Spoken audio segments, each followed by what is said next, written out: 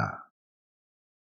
오늘은 은혜로 시작했으면 은혜로 끝나야 합니다. 라는 주제로 오늘 하루를 열어갔으면 좋겠습니다.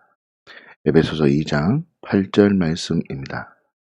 너희는 그 은혜에 의하여 믿음으로 말미암아 구원을 받았으니 이것은 너희에게서 난 것이 아니요 하나님의 선물이라. 아멘. 구원의 시작은 자신의 열심과 종교심이 아니라 은혜로 받는 하나님의 선물이다라고 선언하고 있습니다. 그렇기 때문에 신앙의 반응 또한 은혜로 반응해야 한다는 것입니다. 은혜로 시작했다면 끝까지 은혜의 관점이어야 하는 것입니다. 다시 말하면 은혜로 시작했다가 율법을 강조하면 율법주의가 되는 것입니다. 은혜로 시작했다가 경험을 또한 강조하면 경험주의가 되는 것이죠. 은사도 마찬가지입니다. 처음에는 은혜로 출발했지만 자신의 의나 절제력이나 사모함, 어떤 열정으로 은사를 얻으려고 한다는 것이 문제인 것입니다. 삶을 살아가는 모든 것이 은혜로 시작했으면 은혜로 반응해야 됩니다. 복음도 마찬가지입니다. 십자가를 은혜로 반응했다면 부활 또한 은혜로 반응해야 하는 것입니다. 여러분 생각해 보십시다. 밭이 4가지의 밭이 있습니다. 길가밭, 돌짝밭, 가시떨기밭은 스스로 좋은 밭이 될 수 없다는 선언인 것입니다. 다시 말하면 내 믿음의 토양이 길가밭이다가 돌짝밭으로 내 스스로 경작이 가능하다는 것이 아니라 전적인 하나님의 은혜로 좋은 밭이 되어진다는 그 은혜가 있어야 한다는 것입니다. 내가 길가밭이다가 하나님의 은혜로 좋은 밭이 될 수 있지만 내가 믿음에 어떻게 반응하느냐에 따라서 내 좋은 밭으로 만들어주신 그 놀라운 하나님의 사랑을 내가 망각해서 길가밭으로 갈 수도 있고 돌짝밭으로 갈 수도 있고 가시떨기밭으로 돌아갈 수 있지만 그 모습을 보고 그 사람은 길가밭이다, 그 사람은 돌짝밭이다, 그 사람은 가시떨기밭이다, 어떤 과정으로 보시면 안 된다는 뜻입니다. 이 4가지 밭의 비유는 하나님의 전적인 그 역사하심과 은혜 속에 너희는 아무것도 할 수 없지만 하나님께서 너를 좋은 밭으로 만들어 주신다라는 내용인 것입니다. 다시 말하면 진정한 은혜는 길가밭이냐 돌짝밭이냐 가시떨기밭이냐 이런 거와 관계없이 설명하고 이해시키셔서 예수님 때문에 좋은 밭의 상태가 되었음을 발견하는 것이 바로 밭의 이유인 것입니다. 여러분 은혜로 좋은 밭이 되었다는 진리가 세워져야 하는 것입니다. 기억하십시오. 인간의 의로는 그 경험으로는 내가 주인 되어서 나의 오름으로는 하나님의 말씀에 듣고 받는 상태 좋은 밭이 될 수 없다는 것을 기억하시기를 바랍니다. 여러분 은혜의 크기가 얼마나 크고 위대한 것인지 확인하고 싶다면 우리와 함께 하시기 위해서 하나님께서는 어떤 일을 계획해 놓으셨는지 하나님께서 얼마나 크고 위대한 일을 계획해 놓으셨는지를 보면 알 수 있습니다. 하나님께서 이스라엘 백성들을 애굽에서 출애굽시킬 때의 상황을 보시면 출애굽기 19장 4절 말씀해 보시면요. 내가 어떻게 독수리 날개로 너희를 업어 내게로 인도하였음을 너희가 아느냐라고 말합니다. 독수리 날개로 업어왔다라고 말씀하십니다. 이스라엘 백성들을 애굽에서 인도해낼 때의 상황을 독수리 날개는 너희를 업어왔다고 선언하고 있다는 것은 우리에게 믿음의 결단만 요구한 것이 아니라 독수리 날개로 업어 인도하셨다고 고백할 만큼 우리와 함께 하셨다는 것입니다. 우리와 함께 하셨다는 거죠. 혼자 내버려 두고 우리 혼자 역경을 뚫고 나가는 그런 삶을 하나님은 말씀하는 게 아니라 우리와 함께 하셔서 그 고난에, 그 애굽에서 출애굽하는 그 모든 여정을 하나님께서 함께 주셨다는 것입니다. 예레미야 31장 31절에서 33절까지 말씀을 보시면 이렇게 되어져 있습니다. 여호와의 말씀이라 보라 날이 이르리니 내가 이스라엘 집과 유다 집에 새 언약을 맺으리라. 새 언약을 맺겠대요. 새 언약. 이 언약은 내가 그들의 조상들의 손을 잡고 애굽 땅에서 인도하여 내던 날에 맺은 언약과 같지 아니할 것이다. 독수리 날개로 업어온 그 계약과 같지 않을 것이고 내가 그들의 남편이 되어서도 그들의 내 언약을 깨뜨려 버렸다고 그래요. 남편과의 관계로서 이스라엘 백성들을 관계를 맺고 사랑하고 인도해 내었는데 이스라엘 백성들은 그 언약을 깨뜨렸다라고 말합니다. 여호와의 말씀이니라. 그러나 그날 후에 내가 이스라엘 집과 맺을 언약은 이러하니 곧 내가 나의 법을 그들 속에 두어 그들의 마음속에 기록하여 나는 그들의 하나님이 되고 그들은 내 백성이 될 것이라. 여호와의 말씀이라. 여러분, 하나님께서 이스라엘 집과 유다 집에 새 언약을 맺겠다고 선언하고 있습니다. 그 새 언약은 애굽 땅에서 인도해 낼 때와 같지 않을 것이라고 선언하십니다. 새 언약을 세우시려는 이유가 무엇입니까? 내가 그들의 남편이 되었어도 그들이 내 계약을 깨뜨렸기 때문입니다. 그렇다면 새 언약은 어떤 것입니까? 내가 나의 법을 그들의 속에 두며 나는 그들의 하나님이 되고 그들은 내 백성이 될 것이다. 나는 그들의 하나님이 되고 그들은 내 백성이 될 것이다. 이제는 우리 안에 뚫고 들어오시겠다는 선언입니다. 독수리 날개로 업어오는 외적인 상황도 아니요. 부부관계인 남편의 관계도 아니라 우리 안에 뚫고 들어오시겠다는 겁니다. 우리와 함께 하시겠다는 하나님의 작정과 결단이 있다는 뜻입니다. 하나님의 계획은 무엇입니까? 하나님은 너로서는 살 수 없다는 것입니다.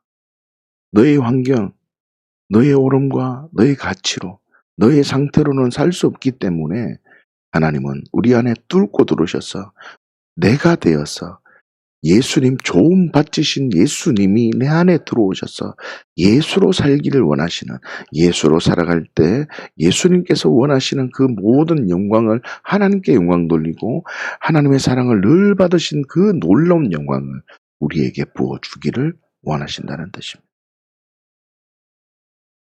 하나님께서는요, 예수님의 사역에 은혜로 우리를 동참시키셨습니다. 예수님이 탄생하실 때를 보면요, 목자들은 밤에 밖에서 자기 양떼를 지키고 있었습니다. 그런데요, 누가복음 2장 16절에서 17절까지의 말씀을 보시면 빨리 가서 아리마대 요셉과 구에 누인 아기를 찾아서 보고 천사가 자기들에게 이 아이에 대하여 말한 것을 전하였다라고 말합니다. 이게 무슨 말입니까? 목자들이 예수님이 태어나신 역사적인 장소에 참여하게 되었다는 뜻입니다. 그런데 목자들은 가만히 보시면요, 예수님이 태어나신 곳에 참석하려는 의도가 전혀 없었다는 것입니다. 그럼에도 불구하고 하나님께서는 목자들을 의도적으로 불러주셨다는 것입니다. 하늘에는 영광이며 땅에는 평화로우신 그 하나님의 영광을 목자들과 함께 나누었다는 뜻입니다. 하나님은 지금 우리는 목자와 같이 예수 그리스도의 탄생 그 놀라운 역사에 동참할 수 없는 우리의 삶이었는데 하나님은 그 목자들과 동행해서 그 놀라운 탄생의 영광에 함께 주셨다는 겁니다. 은혜로 그 영광의 자리에 들어오게 했다는 겁니다. 지금 무슨 말입니까? 은혜로 하나님은 모든 일을 진행해 가신다는 뜻입니다. 거기에 참여할 의지가 없는 나를 불러주셨다는 겁니다. 하나님의 영광, 풍성한 열매가 항상 있는 그 놀라운 은혜를 내가 관심이 없던 나를 거기로 불러주셨다는 뜻입니다. 뭐라고요? 은혜로. 예수님께서 예루살렘으로 입성하실 때라 보면요. 7절 말씀 보십시오. 나귀와 나귀 새끼를 끌고 와서 자기들의 겉옷을 그 위에 얹음에 그 위에 얹고 예수께서 그 위에 타십니다. 더 나아가서 8절에 보시면요. 무리의 대다수는 그들의 겉옷을 길에 펴고 다른 이들은 나뭇가지를 배에 막 펴고 막 난리를 지깁니다. 그런데 이 무슨 말입니까? 예수님께서 예루살렘으로 입성하실 때 혼자 입성하신 것이 아니라 나귀 새끼의 제자들의 겉옷을 얹고 예수님께서 그 위에 타셨다는 뜻이죠. 입성하실 때 의도적으로 제자들과 함께 하셨다는 것입니다. 무리들 또한 그들의 베옷을 길에 펴고 다른 이들은 나뭇가지를 길에 폈습니다. 다시 말하면 예수님께서 예루살렘으로 입성하실 때 예수님과 제자들, 예수님과 무리들, 모든 사람들과 하나가 되게 하셨다는 뜻입니다. 여러분, 나는 거기에 참석할 의지가 없는데 예수님이 우리를 계속 하나 되게 하셨다는 겁니다. 은혜인 것입니다. 여러분, 이 절정이 어디입니까? 십자가의 자리입니다. 십자가. 우리가 알거니와 우리 옛사람이 예수와 함께 십자가에 못 박힌 것은 우리가 알거니와 뭐랍니까? 우리의 옛사람이 예수와 함께 십자가에 못 박혔다고. 우리의 옛사람이 예수와 함께 십자가에 못 박히셨다는 거예요. 예수님께서 십자가에 죽으실 때 혼자 죽으신 것이 아니라 옛사람과 함께 십자가에 죽으셨다는 것입니다. 십자가의 죽음도 우리와 함께한 사건이라는 것입니다. 지금 하나님은 예수 그리스도의 구속의 사역을 통해서도 예수님 혼자 이루어진 것이 아니라 우리 안에 뚫고 들어오십니다. 우리와 함께 하십니다. 그러는 나는 거기에 함께할 생각과 의도가 전혀 없는데 하나님께서 나를 불러주셨다는 겁니다. 이게 은혜인 것입니다. 여러분, 모든 것이 지금 하나님께서 우리에게 점점 다가오셔서 우리와 뚫고 들어오시고 우리와 함께 그 놀라운 구속의 사역을 다 이루셨는데 우리는요, 은혜로 받아들였으면, 은혜로 출발했다면 은혜로 반응하고 은혜가 목적이어야 되고 은혜가 결과로 반응해야 되는데 우리는 내 의와 내 방법으로 반응한다는 것이 가장 큰 어려움이라는 뜻입니다. 예수님께서 부활하실 때도 로마서 6장 11절 말씀 보십시오. 이와 같이 너희도 너희 자신을 죄에 대하여 죽은 자요 그리스도 예수 안에서 이루어진 겁니다. 그리스도 예수 안에서 하나님께 대하여는 살아있는 자로 여길지어다. 죄에 대하여는 죽은 자요 하나님께 대하여는 살아있는 자로 여겨라고 선언하고 있는 겁니다. 그런데 중요한 것은 그리스도 예수 안에서 이루어진 사건인 것입니다. 예수님의 부활 또한 그리스도 예수 안에 있는 자는 예수님의 부활이 내 부활이 된다는 뜻이죠. 다시 말하면요, 하나님께 대하여는 산자가 되는 것입니다. 왜요? 그리스도 안에서 이루어진 사건이기 때문입니다. 여러분 지금 무엇을 얘기합니까? 계속해서 예수님은 나와 함께 이루어진 사건으로 계속 이루어지고 있다고. 모든 게 뭐라고요? 나는 아무것도 안 했는데 예수님께서 나의 죄를, 나의 생명을 위해서 예수님께서는 의도적으로 나와 함께 은혜의 자리를 나를 불러주셨다는 겁니다. 그렇다면 나는 어떻게 반응해야 됩니까? 은혜로 반응해야 되는 것입니다. 예수님이 성찬할 때도 마찬가지입니다. 이렇게 말씀하십니다. 내가 너희에게 분반 모든 것을 가르쳐 지키게 하라.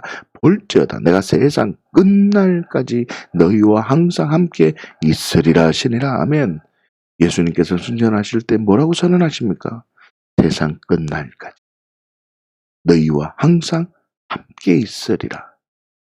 승천할 때도 함께함을 의도적으로 선언하고 있다는 뜻입니다. 우리를 계속 의도적으로 부르십니다. 십자가에서 우리를 부르시고 의도적으로 부르시고 함께한 사역으로 우리를 부르시고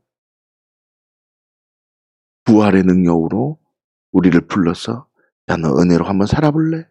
너가 주인이 아니라 예수가 주인으로 한번 살아볼래? 은혜로 초청하는데 우리는 은혜로 살아가지 않는다는 것이 가장 큰 어려움인 것입니다. 기억하십시오. 예수님의 공생의 모든 사건에 우리를 동참시키셨다는 것에 주목해야 합니다.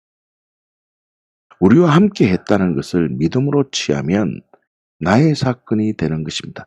그런데 중요한 것은 은혜로 우리를 동참시키셨다는 것입니다. 여러분 마태복음 1장 21절에서 23절 말씀을 보시면요. 예수라 하라라고 하십니다. 예수님의 이름 첫 번째 예수 뭐라고요? 그가 자기 백성을 그들의 죄에서 구원할 자다라고 하십니다. 또 예수님을 임마누엘이라 하라 하나님 우리와 함께 계시다 함이라라고 하십니다. 그가 자기 백성을 그들의 죄에서 구원할 자이시고 예수님이요. 그 예수님은 우리와 함께 하시는 분이십니다. 다시 말하면 예수며 임마누엘이 되십니다. 구원은요. 은혜로 이루어진 사건입니다. 우리를 죄에서 건져내신 분 예수 그리스도는 은혜로 이루어진 것이고 임마누엘 우리와 함께하기 위해서 우리에게 뚫고 들어오시는 분이 우리 하나님이니 모든 것이 은혜인 것입니다.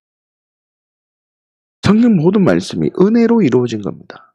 여러분 죄에서 구원함을 받고 자유함을 받는 것이 은혜입니다. 다시 말하면요. 그리스도인은 은혜로 사는 것입니다. 기억하십시오. 그리스도인은 은혜로 사는 것입니다. 우리가 한번 지금 이 시간 결단해야 됩니다.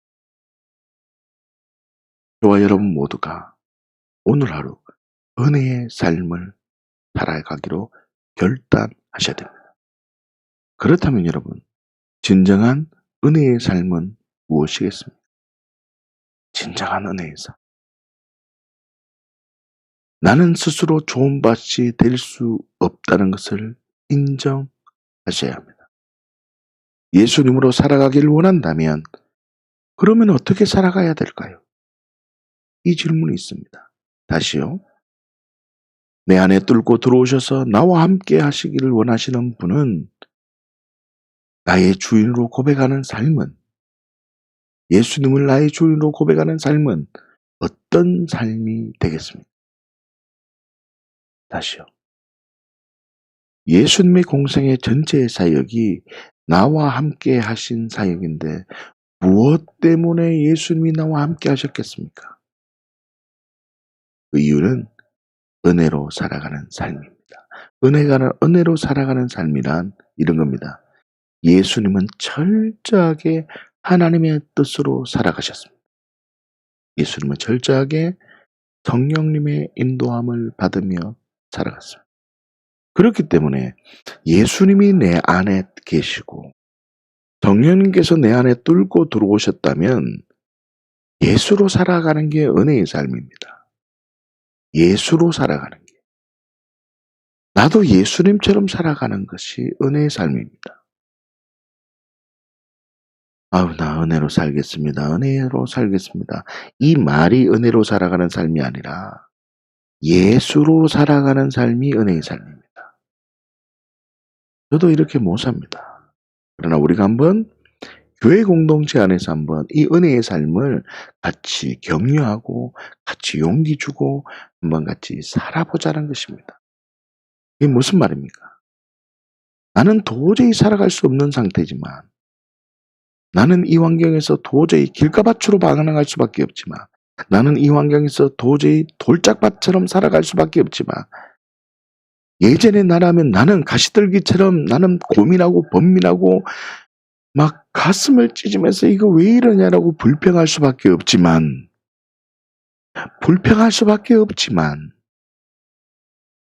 나는 도저히 살아갈 수 없는 상태이지만 예수님께서 나의 주인이 되시고 하나님이 나의 아버지가 되시며 성령님께서 나와 동행하시니 그분의 힘으로 예수로 살아가기를 결단한다면 나는 도저히 살아갈 수 없는 상태지만 그래 맞아. 예수님이 내 주인이 되시니 나는 예수님처럼 살아야 되는구나. 그래 맞아. 하나님이 내 아버지가 되시니 나는 보이지 않는 세계를 믿고 믿음으로 살아가리라. 나 이런 진리로 살아가는데 성령님께서 나와 동행하시니 그래 맞아. 내 힘으로 살아가지 않으리라. 예수로 살리라. 지금 이것은, 이 믿음의 고백은 도저히 살아갈 수 없는 길가 바칠 수 있고 돌짝 바칠 수 있고 가시떨기 바칠 수 있는 상황인데 나 예수로 살아가리라. 이 결단을 한다면 지금 좋은 바친 것입니다. 이렇게 반응한다면 은혜의 삶을 살아가는 것입니다. 우리는 다 이 여정을 선택해야 되고 이 걸음을 걸어가야 됩니다. 이 말씀을 나누는 저나 이 말씀을 듣고 있는 모두가 이 부르심 앞에 떳떳하게 살아갈 사람 아무도 없습니다. 왜 그렇습니까? 우리는 믿음의 결단을 했다 할지라도 넘어질 수밖에 없는 연약한 자입니다. 그러나 당당하게 고백할 수 있는 이유는 저와 여러분들의 마음속에 예수 그리스도가 계시기 때문입니다. 할렐루야. 여러분들 마음속에 예수 그리스도가 나의 주인 되시고 하나님이 나의 아버지가 되시며 성령님께서 나와 함께 하시는 이 놀라운 거룩한 진리가 내 안에 있기 때문에 나 은혜로 살아가 보리라. 믿음으로 한번 살아가 보리라. 이런 믿음의 결단이 있다면 저와 여러분들은 은혜의 삶을 살아가는 것입니다. 사랑하는 주의 가족 여러분, 오늘 하루 숨이 턱턱 막히는 그 상황 될 수 있습니다. 나 도저히 살아갈 수 없는 상황이 될 수 있습니다. 그러나 단정 짓지 마십시오. 나는 할 수 있다. 단정 짓지 마십시오. 예수가 내 안에 계시기에, 내 주인이 되시기에, 하나님이 내 아버지가 되시기에 이 믿음의 고백을 하고 있는데 성령님께서 지금 내 마음에 평강을 주시고 예수님이 내 주인이 되시고 하나님이 내 아버지가 되신다는 이 믿음의 고백을 하는데 성령님께서 내 몸에 임재해 주시니 나 은혜로 한번 살아가 보리라. 나 예수가 주인 되어 살아가 보리라. 이 믿음의 고백을 한다면 은혜의 삶을 살고 있기 때문에 내 삶 속에 역사하시는 전능하신 하나님의 손길을 경험하게 될 것입니다. 오늘 하루 은혜로 살아가며 내 삶 속에서 역사하시는 전능하신 하나님의 손길을 경험하시기를 예수님의 이름으로 축복합니다.